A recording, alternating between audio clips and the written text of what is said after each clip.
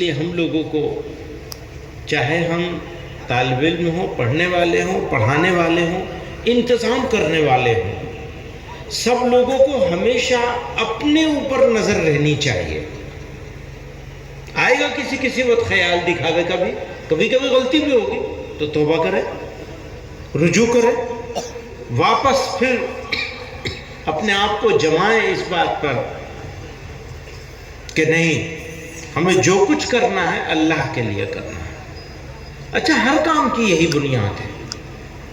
جس کسی کے پاس اللہ تعالیٰ نے ایمان کی دولت عطا فرمائی ہے، اس کو اپنا ہر کام کے لیے اللہ کی طرف رجوع کرنا چاہیے، نظر میں رہنی چاہیے۔ یہ بات ہمیشہ نظر میں رہنی چاہیے اور نظر میں رکھنے کی کوشش کرنی چاہیے، دل میں بسا لینا چاہیے کہ کوئی کام ہمارا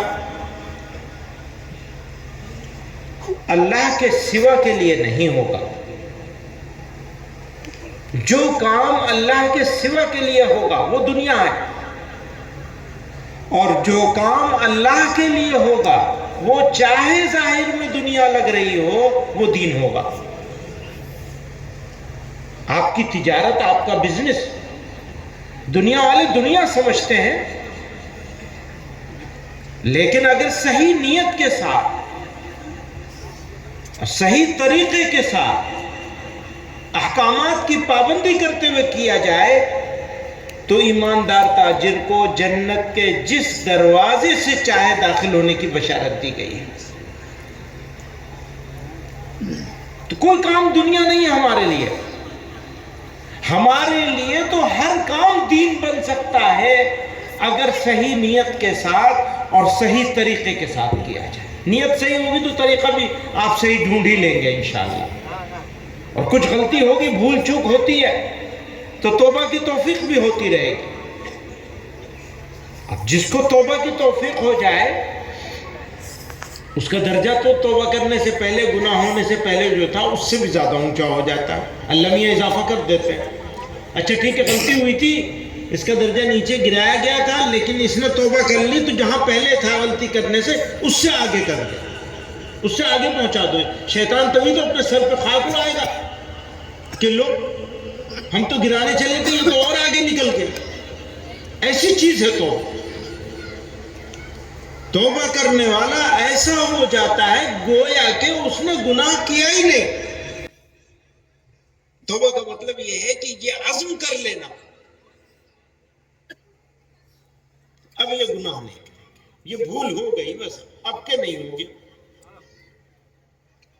خدا نخواستہ کچھ دنوں کے بعد پھر ہو گئی تو یہ مت سوچو کہ اللہ میاں یہ کہہ دیں گے کہ تو روز آ جاوے، ابھی جو 2 مہینے پہلے تیرے گناہ معاف کیے تھے پھر آ گیا معافی مانگنے کے لیے۔ نہیں، پھر مانگو گے اس عزم کے ساتھ کہ دوبارہ نہیں ہوگا، تو پھر ویسے، پھر اسی طرح سے۔ کوئی ذات ایسی نہیں ہے جو مانگنے سے خوش ہوتی ہو۔ اگر ماں کے پاس بھی آپ صبح شام بار بار جانے لگے تو آخر میں جھڑک دے گی کہ وہ تو ہر 10 منٹ پہ آ گیا پیسہ مانگنے کے لیے۔ 1 مرتبہ دے دے گی، 2 مرتبہ دے دے گی، 4 مرتبہ دے دے گی، 5ویں مرتبہ میں دھتکار دے گی۔ کہاں سے لائن لگا رکھی ہے تو نے؟ تو پر پروردگار کی ذات ایسی ہے کہ جتنا مانگو گے اتنا زیادہ خوش ہو۔ اچھا، میرے بندے نے مجھے یاد کیا، مانگنے کے لیے یاد کیا ٹھیک ہے، لیکن یاد کیا مجھے، میرے بندے نے مجھے یاد کیا، اس کے اوپر پروردگار عالم کو خوشی ہوگی۔ ہے نا شاندار بات؟ ہاں، اسے کہتے ہیں آم کے آم گٹھلیوں کے دام۔ ایک تو آپ مانگیں گے تو عطا کیا جائے گا،